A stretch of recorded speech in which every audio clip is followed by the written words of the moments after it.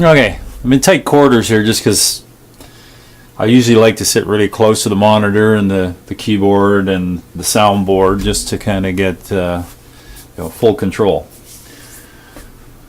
So what I've done is I've opened up a software a keyboard program, which is just like a grand piano, which is what I write a lot of my material on.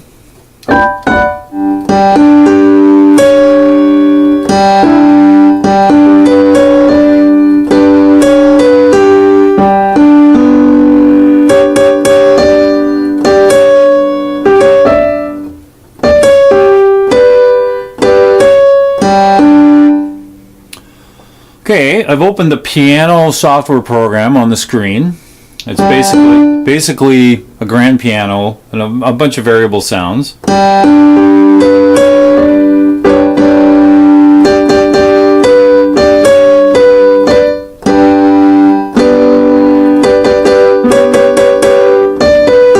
course, I can't play keyboards with the synth this high, but oops.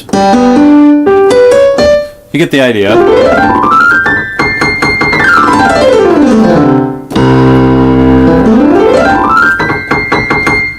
You can see the software has a picture of a piano on it, and I'll bring the camera in a little closer, but whatever key I press on here, the key is pressed on the actual graphic. So I'll show you that in a sec.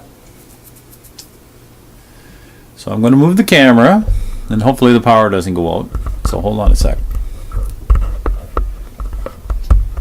Okay, before I actually go a little further, I've opened the piano software actually within my recording software called Sonar that I talked about earlier. So right now, I've basically assigned a track 4 to the piano track. And I'm going to show you that you can record and actually visually see the musical notes that you're playing. It's a good idea to learn musical notes and what their values are. Very easy to learn those values. In piano music it gets quite complicated because you're doing multiple chords and lead phrases, melody phrases. So it could be overwhelming. But in the basic stages, everybody should know the values of musical notes. So hold on, I'm going to move the camera closer. Okay, so I'm going to show you the little graphic of the piano and how the little keys in the graphic move every time I touch the synthesizer piano keys.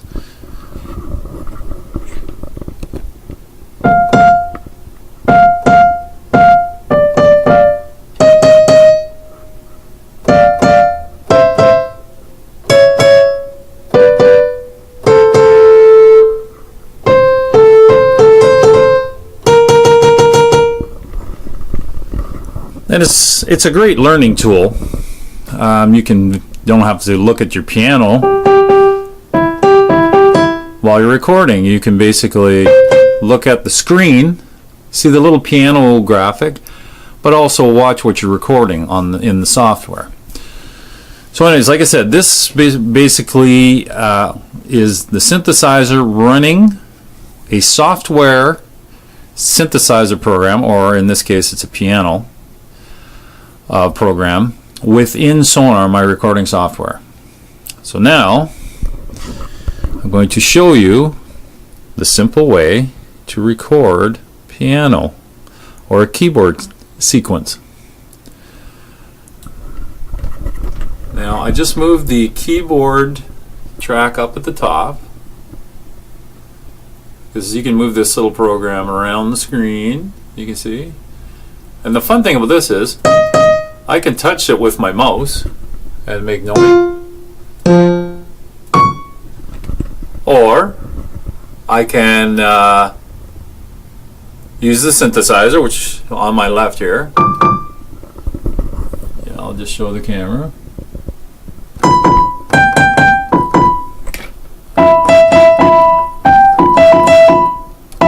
Okay, so you've got two options there. You can use a mouse to do one note at a time.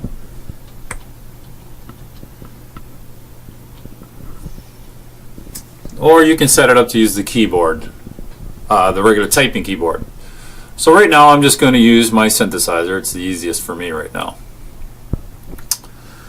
Okay, in these tracks, okay, let me get this out of the way for a sec. I'm just going to move it to the side. These are tracks, track 1, 2, 3, 4. Now 3 and 4 are the keyboard tracks, along with this True Piano synth program, which is inserted here, which is that right there. And I'm just going to record here, but I'm not recording the actual sound. I'm only recording my finger movements, because what you're going to learn is that once you record your finger movements, the note values, you can insert any sound over top of those finger movements. Right now I'm using a piano, but you can throw other sounds over top. It could be a synthesizer, it could be some, a toy piano, it could be anything, to do with keyboard sounds. You can insert them. And whatever my finger movements were recorded, the note values of what my fingers played, you will learn you can just insert any sound. If, okay, I don't like that sound, insert another one. You've already played the song, say, perfect on your fingers, even if it's just the chorus. I just playing the chorus, and I say, okay, that piano's not bright enough. You can insert a different piano, or maybe I'll try it with an organ, and you put an organ in. It will just take the sound, insert the sound. Your same finger notes will trigger the sounds, and that's the only thing MIDI. Between that language of that synthesizer I first showed you going into the computer, or through the interface, MIDI just allows you to change the sounds. I still physically played the song.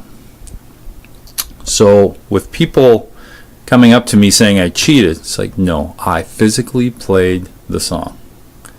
And all I did was insert the sounds that I wanted over time. Most of it's over top. Most of the times the sound I pick for that particular sequence is right ahead of time. You do a lot of prep work, experimentation, and it usually goes fine. Now, so I'm going to show you how to record. I'm just going to do just random finger movements on the keyboard and record those. And it's going to show up in these in this area right here, and it's just going to look like little dots. It's going to be hard to see at first. So I'm going to press record, which is down here. These are red R's, mean the tracks are armed. All I have to do is hit the record button. Now in this case, I've set the tempo at a basic 120. That's the average speed on most people's metronomes. It's just the basic middle section of a metronome speed. So I'm going to hit record. You can hear the click track going. You can hear the click track going. It's hard for me to move this camera around.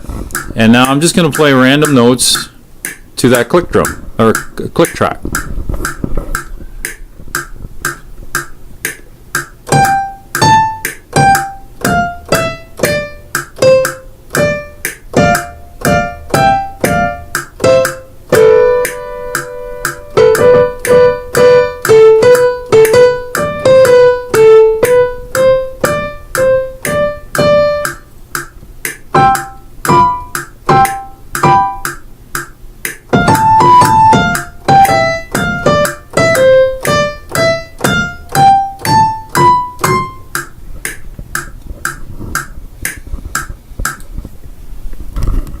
Okay, so what I've done is all those simple phrases I've recorded, and I didn't record the sounds. Okay, I just recorded the actual notes, and they are going to be placed in exactly the same phrasing I did. As bad as it was, it's going to play that in exactly the same way. I can insert any song any sound, sorry, not song, sound. I can insert any sound I want over top of those notes, and it will play the same way I played it. In this case, I'm just going to use the same piano sound. Now, I'm going to try and show you. Okay, there's a couple of different settings for how to view what you played. This is the most basic version. You'll see the little black notes. Okay, let me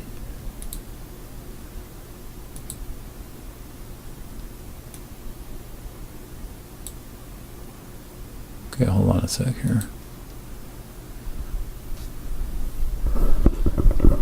Okay, that's the block of notes I've played right there. They're hard to see, but if I click on them and bring them bigger, you can see there's the notes I played on the piano right there. Okay, and we have a little start bar. Now if I was to actually press play,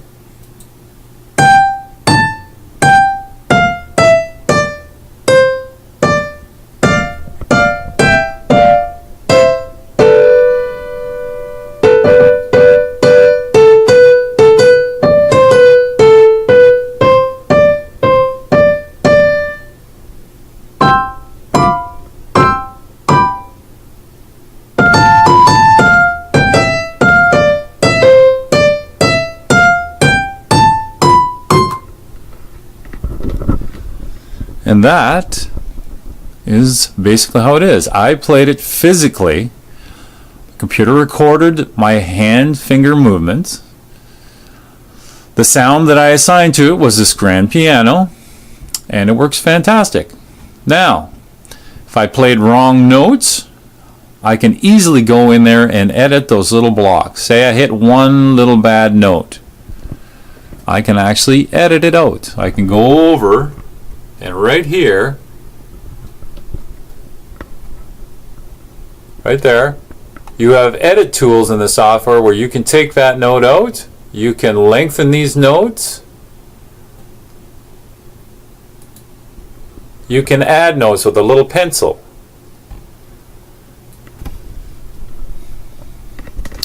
Okay, so you can edit notes. You can add notes that way. There are different screens.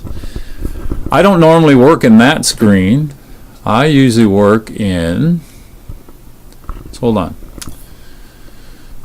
Okay, I usually work in the screen instead of those little square dots, but those square dots are easier for most people. But since I know musical note values, I'll show you where I do the editing. So hold on. Right here, I'm just going to right click. I'm going to go down to view. Now you can view different ways here. I prefer the staff version, which is musical staff, and see, you have the musical notes. Now if you right click on these musical notes, you get this screen here, and you can edit how hard you hit, the velocity, how long you hold the note. You can even change where the note is and the fret. They call it a fret, but it just means like for keys. You can also move the note into a different time space, because if you look up on top, everything is numbered. I don't know if this camera is focusing enough, but where my mouse is, right here, there are numbers, and those are the bars of music, and they're numbered 1, 2, 3, 4, all up as high as long as the song will go. So that is basically how I make the keyboard tracks.